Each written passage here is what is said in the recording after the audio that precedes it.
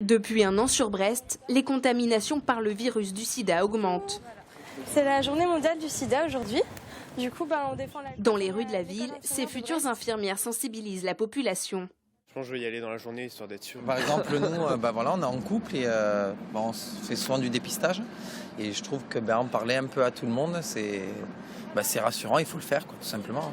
Distribution de préservatifs et horaire des centres de dépistage, la prévention reste toujours nécessaire.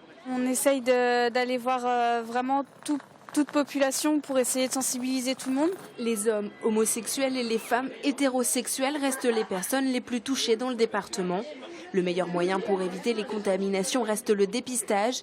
Dans ce centre mobile, les infirmières reçoivent les patients. D'abord un entretien, puis le test. Pour ce trentenaire, ce sera une prise de sang. Il aura les résultats dans quelques jours. C'est simple en fait, on discute, on parle de notre vie un peu sexuelle, un peu des choses de la vie et après on nous met à l'aise et puis ça va, tout va bien. Se faire dépister est devenu très facile. Plusieurs solutions existent, la prise de sang bien sûr, mais aussi le test rapide. En 1 minute, le résultat apparaît.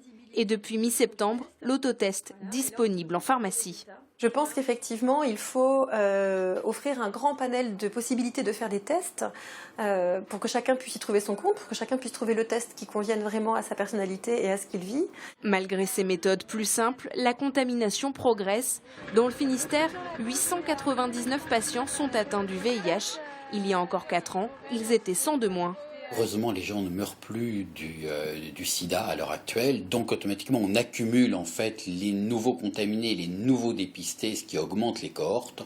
Le sida reste une maladie toujours très taboue et stigmatisante, mais la médecine fait des progrès. La ministre de la Santé, Marisol Touraine, a donné la semaine dernière l'autorisation de mise sur le marché du Truvada, un médicament préventif.